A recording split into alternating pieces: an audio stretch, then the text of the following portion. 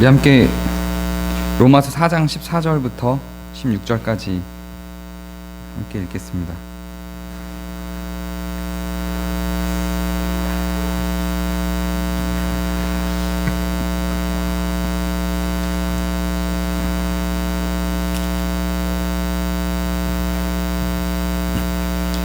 네, 우리 함께 교독하겠습니다. 제가 14절, 여러분이 15절, 함께 16절 읽겠습니다.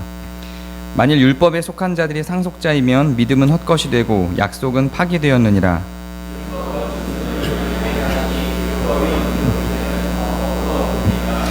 그러므로 같이 읽겠습니다. 시작. 그러므로 상속자가 되는 그것이 은혜에 속하기 위하여 믿음으로 되나니 이는 그 약속을 그 모든 후손에게 굳게 하려 하심이라. 율법에 속한 자에게 뿐만 아니라 아브라함의 믿음에 속한 자에게도 그러하니 아브라함은 우리 모든 사람의 조상이라. 아멘.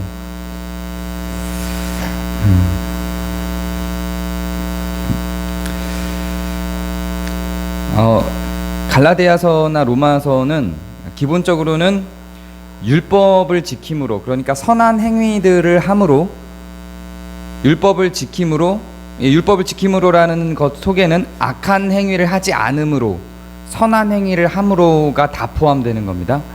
율법을 지킴으로 구원을 받는다는 주장과 하나님을 믿음으로, 즉 하나님과의 관계를 통해서 그리스도를 통한 하나님의 관계, 즉 믿음으로 구원을 받는다는 양 주장이 대립되는 가운데 쓰여진 책들입니다.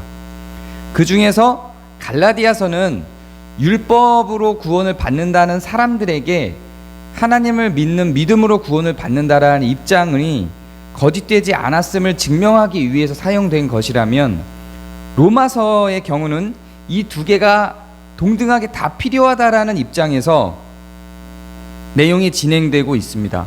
서로 다른 이야기를 하는 게 아니라 그 말씀을, 이 편지를 받는 대상이 다르기 때문에 강조점이 다른 겁니다.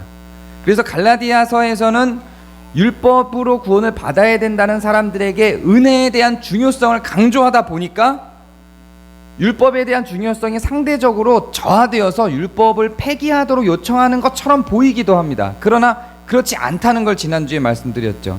로마서의 경우는 아예 이방인들을 불러 모아서 복음을 전하고 있는 편지의 내용이기 때문에 하나님의 의가 무엇인가라는 개념을 전하고 있는 상황입니다. 그래서 율법으로 구원을 받는다라는 주장하는 사람들에게도, 은혜로 구원을 받는다는 사람들에게도 그게 아니야, 그거 각각 하나씩만 있는 게 아니라 두 개가 다 필요해라는 의미에서 하나님의 의가 무엇인가를 강조하기 위해서, 설명하기 위해서 쓰여지고 있는 책이 로마서입니다.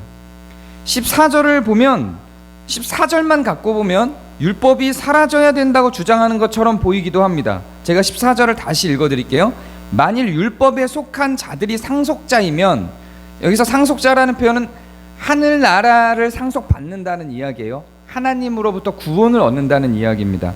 율법에 속한 자들이, 즉 율법을 지키는 자들이, 다시 말하면 악한 행위를 하지 않고 선한 행위를 하는 자들이 상속자이면 믿음은 헛것이 되고 약속은 파기되었느니라, 이렇게 이야기합니다. 그래서 14절만 보면 마치 믿음이 있어야 되는 거다라고 믿음만을 강조하고 율법에 속한 자들은 상속자가 아니야라고 이야기하는 것처럼 보입니다.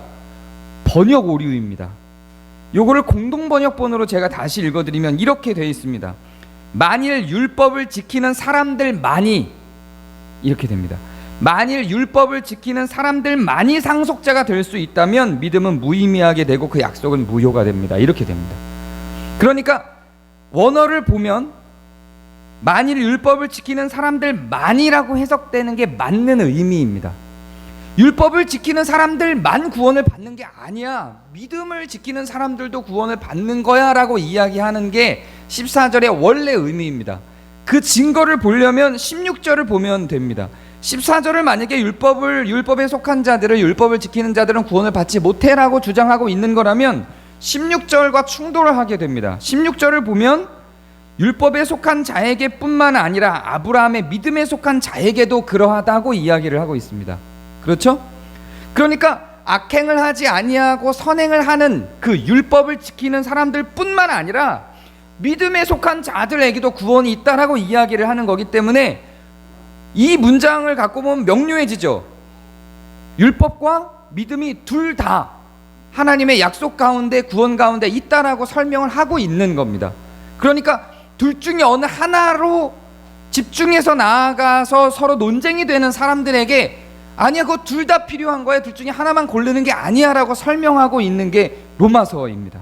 갈라디아서하고는 조금 방향이 다르죠. 그러니까 우리에게는 은혜가 필요하죠. 기독교의 정수입니다. 우리는 은혜가 없으면 구원받을 수 없다고 고백합니다. 우리가 은혜가 필요한 이유는 실제로 우리가 이 율법을 제대로 행할 능력이 없기 때문에 은혜가 필요한 것이지, 은혜가 필요하다고 해서 율법이 무용한 것이 아닙니다. 이게 기독교의 정수죠. 근데 이게 오해되다 보니까 은혜만 있으면 되고 율법은 없어도 되라고 자꾸 생각을 하는 거예요.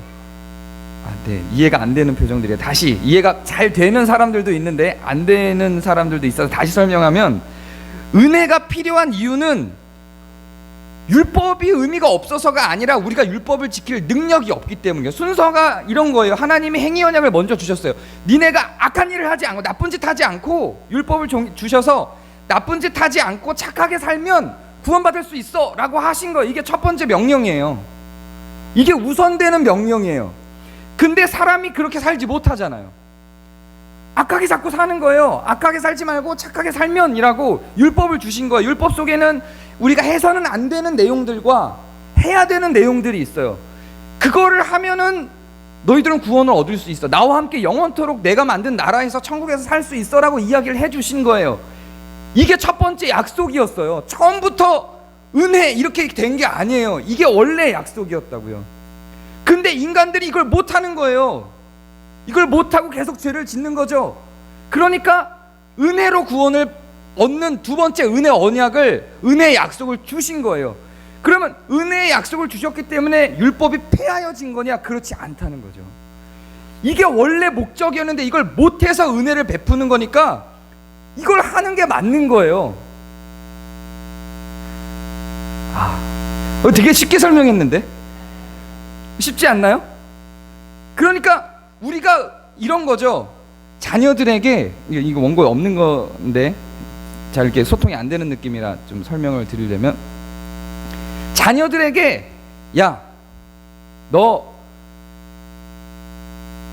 이번에 뭐 이런 예는 안 좋은 방식인데 제가 준비된 예가 아니라서, 이번에 뭐 네가 여기부터 여기까지 아빠를 도와서 농사일을 도와주면 아빠가 캔디를 사줄게, 이렇게 얘기를 했어요.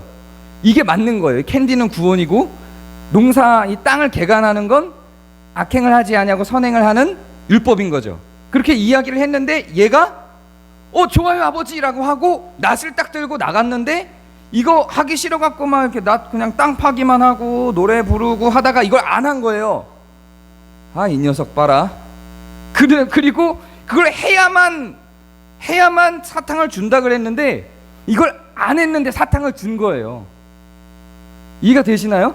그럼 사탕을 줬다고 앞으로는 다음날 다시, 야, 이거를 네가 해야 될 일이야, 어제 내가 얘기했지, 농사 짓는 거 이거 네가 도와줘야 돼 라고 얘기를 해서 내가 사탕도 줬잖아, 얘기를 했는데 나는 이걸 안 해도 사탕을 받았기 때문에 이제 난 됐어, 성취했기 때문에 이거는 의미가 없어, 오늘도 내가 안 해도 사탕은 받는 거야 라고 하지 말라는 거죠.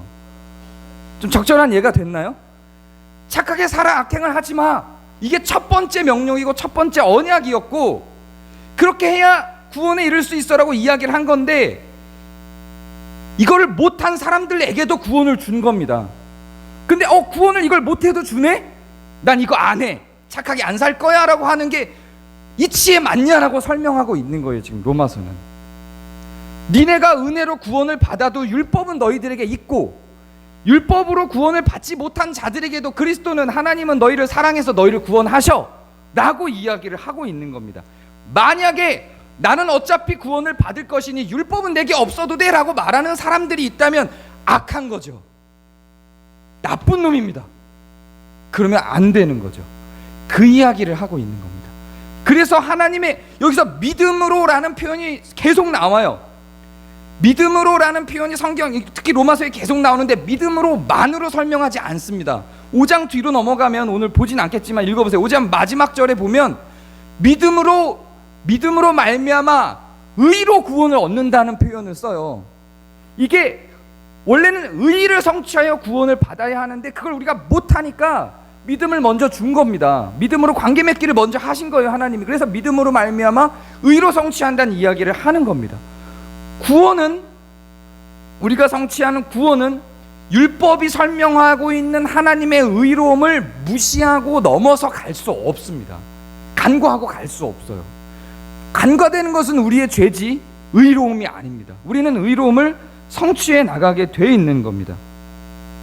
이제는 은혜의 때니까 율법을 버리자라고 하는 주장들, 이제는 은혜의 때니 율법은 필요 없다라고 하는 주장들은 전부 무용한 주장들입니다. 성경을 잘못 봐도 너무 잘못 보는 내용들이에요. 은혜라고 하는 하나님 그리스도의 십자가에 몰입이 되어 그가 왜 죽으셨는지에 대해서는 이해를 안 하고 있는 겁니다. 그리스도가 왜 죽으셨습니까? 율법을 온전히 성취하지 못한 우리의 죄 때문에 그리스도가 죽으신 거예요. 그런데 그 그리스도가 죽으신 것을 믿으면서 율법은 무시한다, 하나님의 의는 무시한다, 그 설정 자체가 악한 의도를 담고 있습니다. 나는 구원만 받으면 되지 선하게 사는 것, 악행을 하지 않는 것, 의로움 가운데 거하는 것에는 관심이 없어 라고 선언을 하고 있는 겁니다. 이신칭의가 팽배해진, 잘못된 이해로서의 이신치가 팽배해진 현대 한국 사회에서 이 말을 하는데 감이라는 말을 붙일 수밖에 없지만 이건 사실 굉장히 자연스러운 표현입니다. 감히 말하자면 믿음보다 중요한 것이 의에 대한 개념과 내가 그 의를 성취하지 못함으로 말미암는 내 죄에 대한 인식입니다.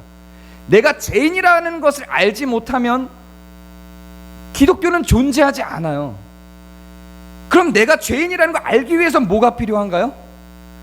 법이 필요해요. 율법이 필요한 겁니다. 무엇이 의의 기준인지, 어떤 것이 의로운 행위고 어떤 것이 악한 행위인지에 대한 기준을 밝혀주는 것이 없으면 우리는 우리의 죄를 인지할 수가 없어요. 그래서 성경도 끊임없이 계속 뭐라고 이야기를 하냐면 율법이 우리의 죄를 밝히는 도구라고 설명을 하고 있는 거죠. 이렇게 설명을 하니까 우리는 어떻게 생각하냐면 율법은 우리의 죄를 밝히는 것만 하는 거야 라고 또 설명을 해요. 아니에요. 율법은 우리가 성취해야 되는 거예요. 율법은 우리가 우리의 죄가 드러나게 하는 것으로만 사용하는 게 아니라 원래 우리는 율법을 성취해야 할 하나님의 첫 언약을 그대로 유지한 가운데 그걸 성취하지 못하는 우리를 보고 우리가 죄인됨을 확인하는 거예요. 네. 큰일 났네. 네.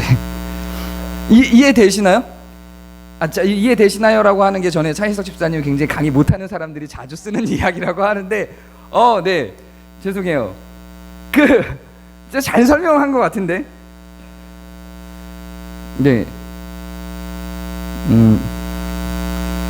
그러니까 전 논리적 개연을 가지고 가려고 했는데 율법과 은혜는 모두 필요한 겁니다. 이 얘기를 하고자 한 거예요. 이 얘기를 위해서 왜 그러한지를 설명하려고 한 겁니다. 우리가 율법을 배우지 않으면 우리의 죄를 인정할 수가 없어요. 무엇이 의인지, 무엇이 거짓인지, 무엇이 악인지를 설명해주고 있는 내용을 배우지 않으면 우리가 얼마나 악한 존재인지에 대해서, 우리의 죄에 대해서 인정하지 않아요. 우리의 죄를 인정할 수 없다면, 나는 착하다, 나는 의롭다라고 이야기를 한다면 그리스도가 죽으신 이유가 없어요. 하나님의 은혜가 필요가 없다니까요. 그렇기 때문에 하나님의 은혜를 누리기 위해서는 율법은 필수 조건이에요. 율법이 없이는 하나님의 은혜는 없어요. 하나님의 은혜에 대해서 이야기하면서 율법을 무의미하게 만드는 사람들은 은혜를 모르는 거예요.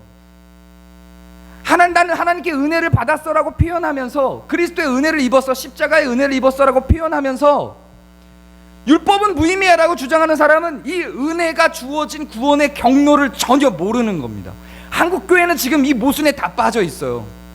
한국교회가 주장하는 율법을 무용화시키고 은혜에만 집착하게 만드는 구조는 아구가 안 맞는 거예요. 왜 은혜가 필요한지를 몰라요. 전부 의인이에요. 전부 은혜로 인하여 이젠 율법을 지킬 필요가 없다라고 이야기하는 것은 굉장한 모순 가운데 있을 수밖에 없는 겁니다. 성경은 그렇게 이야기하지 않아요. 갈라디아서와 로마서의 몇 구절만 가지고 거기에 계속해서 집착하면서 그 결과로 나타난 게 구원파인 겁니다. 칼빈도 심지어는 칼빈조차도 율법적 약속, 즉 율법을 모두 지키는 수준의 의를 가진 자가 구원에 이른다는 하나님의 구약적 약속이 파괴된 것이 아니다라고 주장을 해요. 율법을 지킴으로 구원에 이르는 게 파괴된 약속이 아니라 그건 유효한 거예요. 하나님이 한 입으로 두 말을 하시지 않는다고요. 그런데 문제는 우리가 그 의에 도달할 수 없는 게 문제인 거예요. 그래서 우리는 은혜가 필요한 것이지, 은혜가 주어졌기 때문에 율법은 지킨 필요가 없다가 아니라고요. 칼비니즘이라고 장로교라고 주장하는 수많은 사람들도 사실은 전혀 칼빈과 관계없는 주장들을 하는 겁니다. 율법을 무의미하다라고 이야기를 한다면.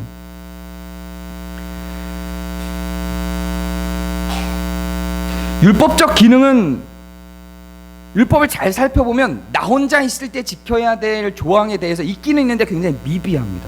율법적 기능은 기본적으로 혼자 있을 때 발휘되는 것이 아니고 사람과 함께 있을 때, 공동체를 구성하고 있을 때 발휘됩니다. 나의 악함이 하나님과 나와의 개인적인 관계 속에서 드러날 수 있지만, 그렇게 드러나는 건 오히려 신앙의 수준, 율법을 지키는 수준이 깊어진 사람들에게입니다. 기본적으로 사람의 죄는 관계 속에서 드러납니다. 공동체를, 그게 가족 공동체이든 회사 공동체이든 교회 공동체이든 국가 공동체이든 공동체적 환경 속에서 인간의 죄는 드러납니다. 그래서 율법의 구성은 기본적으로 사람들과의 관계와 접촉 속에서 만들어지는, 그래서 드러나는 것들을 기준으로 그것이 드러나게끔 만드는 구조로 율법이 만들어져 있습니다. 율법의 목적이 그것을 지켜서 우리가 의에 이르게 하는 데도 있지만, 우리가 얼마나 악한지를 드러내는 방식으로 사용되기도 하고 그걸 위해서 쓰여져 있기도 합니다. 그래서 거짓말하지 말라라고 이야기를 했으면, 내가 거짓말을 했을 때 형제에게 상처를 주는 것을 깨닫게 하는 구조로, 그래서 형제에게 상처를 주지 않게 막음과 동시에 내가 형제에게 상처를 준 것이 죄라는 인식을 만들기 위한 구조로 율법은 구성되어 있습니다. 그래서 율법은 기본적으로 개인에게 주는 것보다 공동체에게 주도록 되어져 있습니다. 현대적 교회는 하나님의 은혜에 집착을 하면서 율법적 기능은 다 상실해버렸습니다. 그래서 공동체 내에서 죄를 드러내지 않아요. 다 은혜가 있기 때문에 그래요. 죄를 드러내는 것을 거부합니다. 율법적 기능을 다 상실해버린 겁니다. 율법적 기능이 우리에게 이제는 유치한 방식으로 이해되고 있습니다. 그리고 혹시나 율법적 기능이 있는 공동체를 통하여 자기의 죄가 드러나면 그는 그 죄가 드러남과 동시에 도망가 버립니다. 관계가 깨어집니다. 이혼이 왜 이루어질 것 같아요? 그냥 단순히 성격 차이? 그걸로만 이혼은 이루어지지 않아요. 개인들의 죄가 드러났고 그것을 숨기고자 하는 의도 속에서 이혼은 진행이 됩니다. 대부분의 관계가 깨어지는 것은 죄가 드러나는 데서 시작이 되고 그 죄를 덮으려는 의도에서 시작이 됩니다. 죄가 드러나지 않도록 하는 구조 속에 있는 공동체는, 그게 가정이든 교회든 회사든 건강하게 진행될 수 없습니다. 거기에는 상하 구조가 마련되게 되고 율법을 뛰어넘는, 선함과 악행을 방지하는 모든 제도와 원리를 뛰어넘는 어떤 권력이 그 율법의 자리를 대체하게 됩니다. 그러면서 그 관계가, 권력 구조 속에 있는 상하 관계가 율법을 대체하면서 의를 드러내는 기능을 파기하고 권력만이 남게 되는 구조로 공동체가 형성됩니다. 지금 한국교회는 그 속에 있는 겁니다. 율법이 해야 될 기능을 권력이 해내고 있는 상황입니다.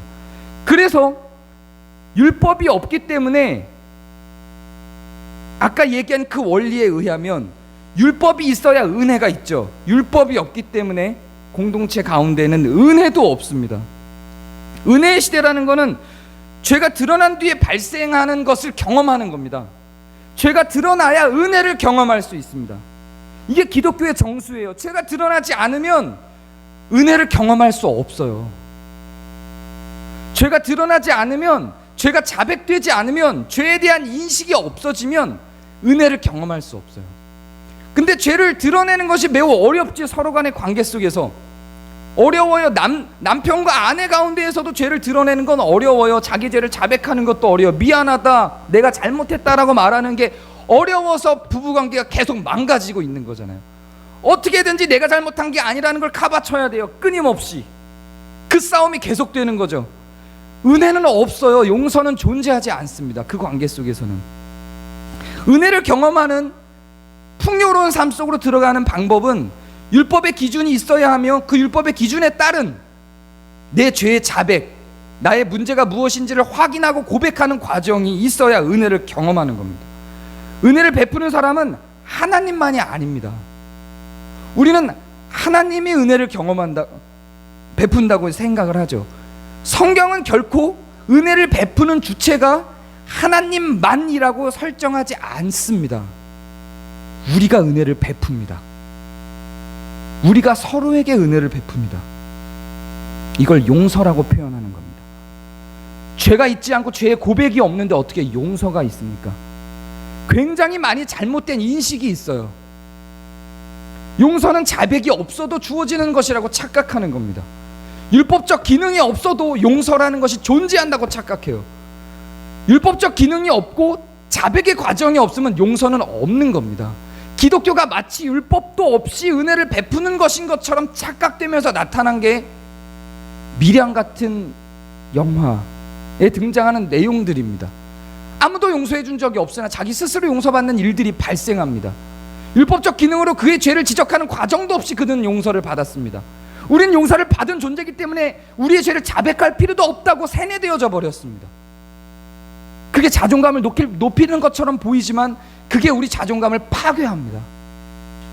우리는 우리의 죄에 대한 인식 속으로 들어가야만 합니다. 그래야 용서가 발생하고 죄에 대한 인식 속으로 들어가려면 율법이 필요합니다. 예수님께서도 우리에게 내가 너희를 사랑한 것 같이 너희도 사랑하라고 하셨습니다. 같은 맥락입니다. 그리스도만 은혜를 베푸는 게 아니라 사람이 사람에게 은혜를 베풉니다. 주기도문에도 있듯이 하나님의 우리의 죄를 용서하신 것 같이 우리도 서로의 죄를 용서합니다. 그게 은혜입니다. 그게 공동체가 누리는 은혜예요. 하나님이 우리의 죄를 용서한 것 같이 우리도 서로의 죄를 용서해요. 그게 성경이 말하고 있는 거예요. 형제들끼리 용서하라고 계속 요청하고 있어요. 근데 우리는 서로 용서할 수 있는 기회를 다 놓치고 살아요. 서로 용서할 수 없어요. 왜냐면요, 죄가 없으니까.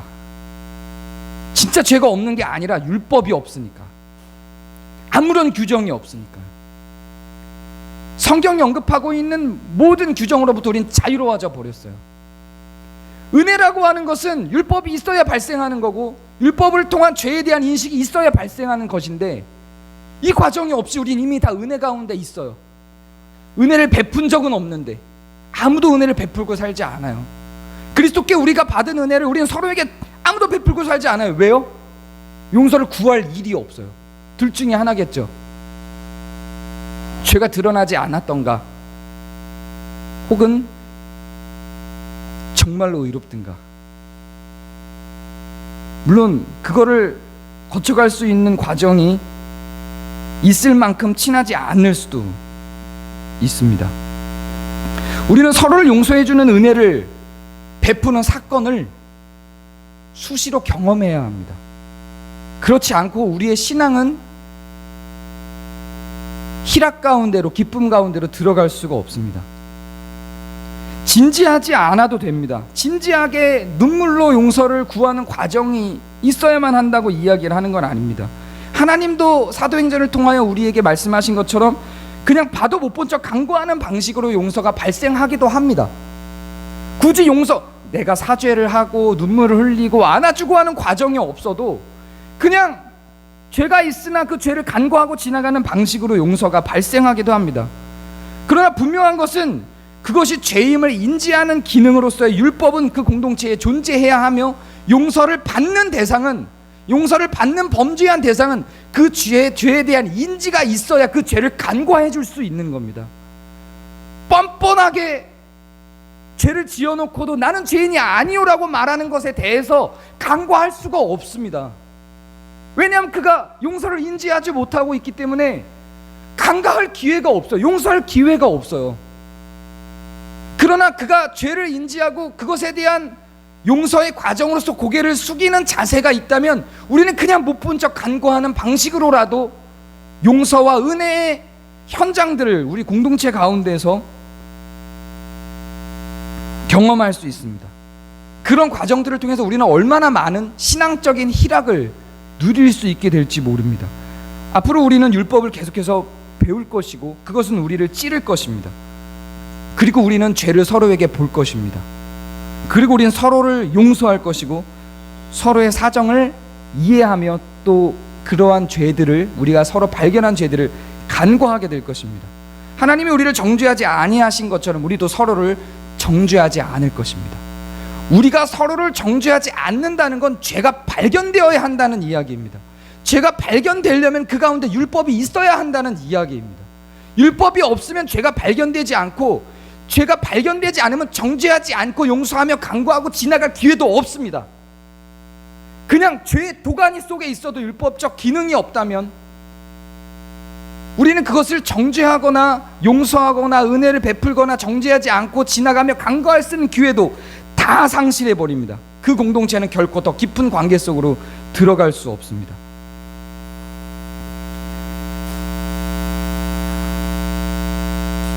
일반적인 사람들의 반응은 율법이 틀렸다라고 말하거나 나의 죄가 드러났을 경우에 도망가는 방식으로, 피해버리는 방식으로, 회피하는 방식으로 반응을 하게 됩니다.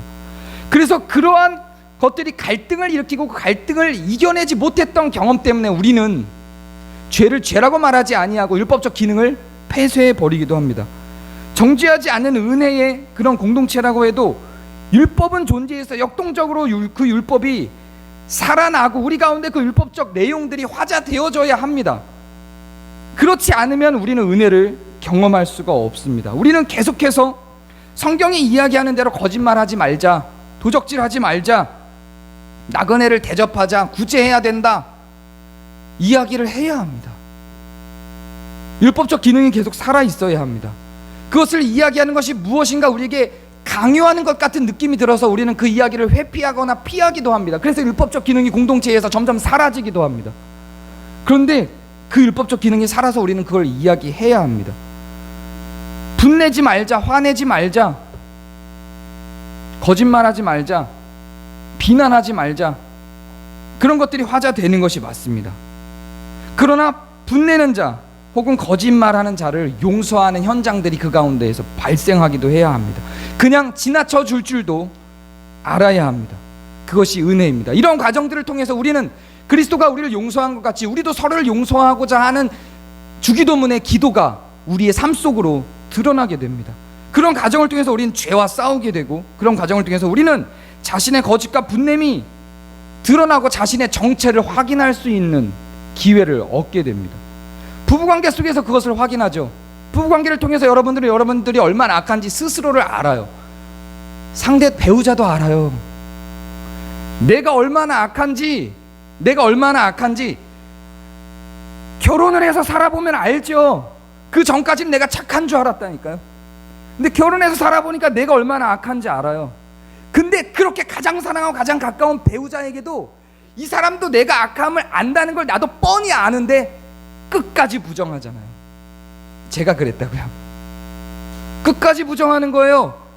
아니, 현장 가운데서 매일 24시간 붙어서 보고 살아가고 있어요. 내가 얼마나 죄인인지를 안다면 내 아내는 당연히 알죠. 근데 부정해요. 이 안에서 뭐가 발생했을까요? 나는 부정하고 있지만 아내는 나를 용서했어요. 우린 그걸 알아요.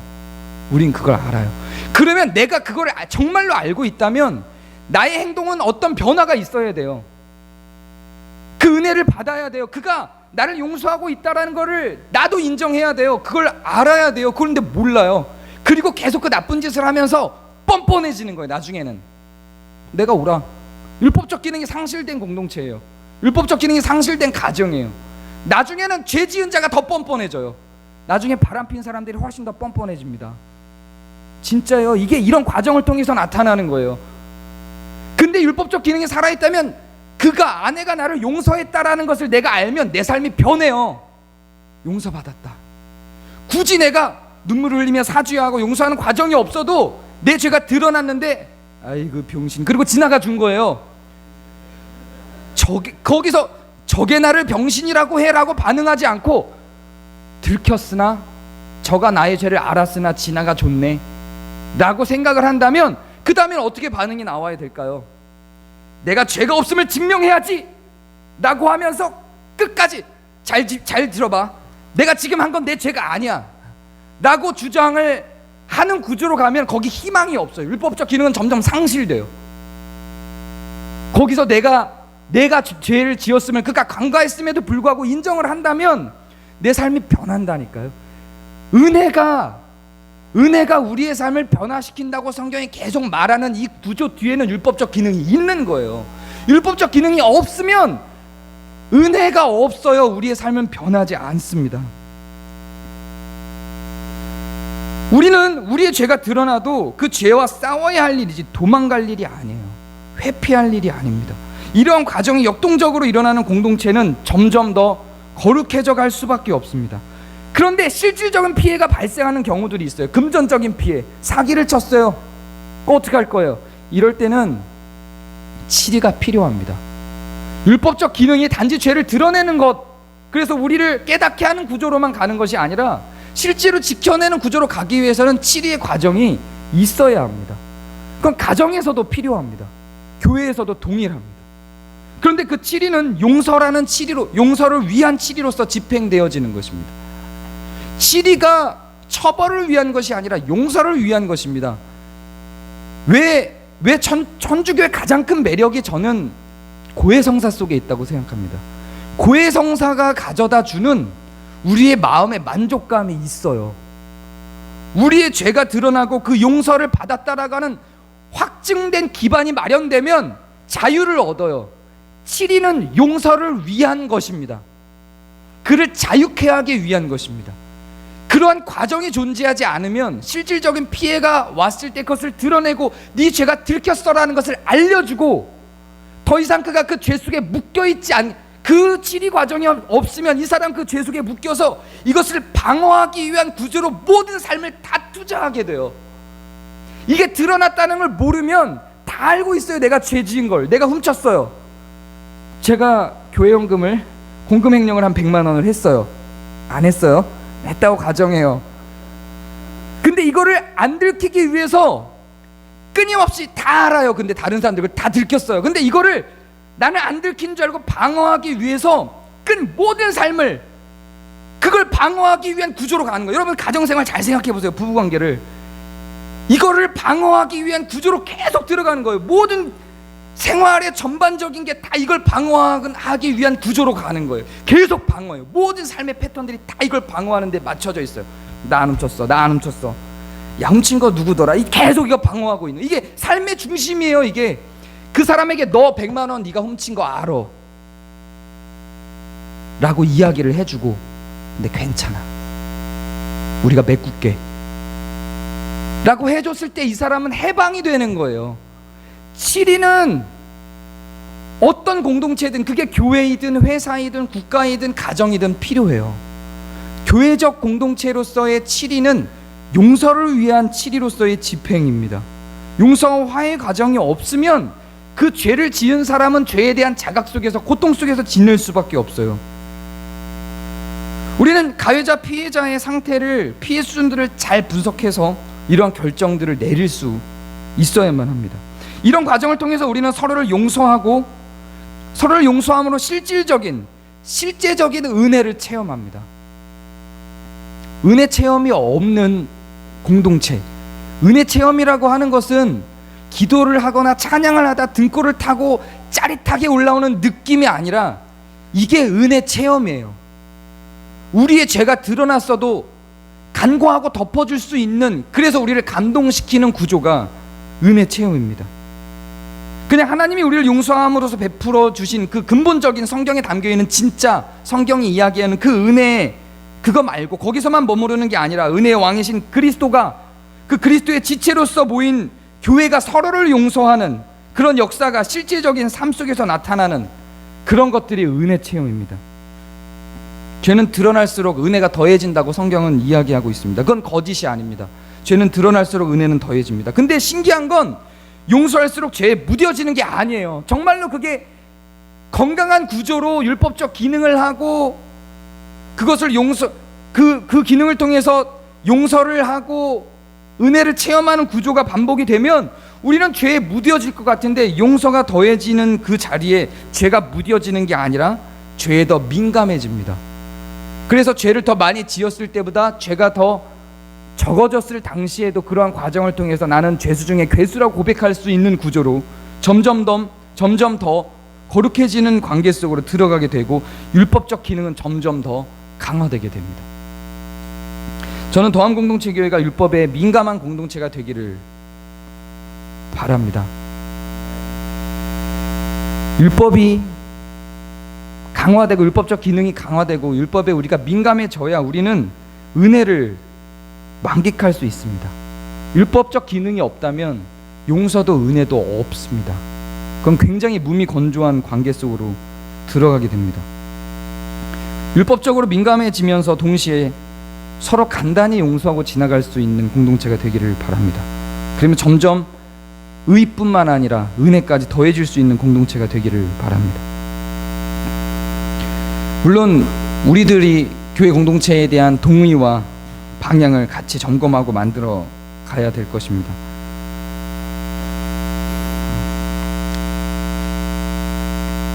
율법적 기능이 강화돼서 가장 거룩하게 살아가는 사람의 죄도 드러날 만한 그런 민감한 율법적 기준을 우리 공동체가 갖게 되길 바랍니다.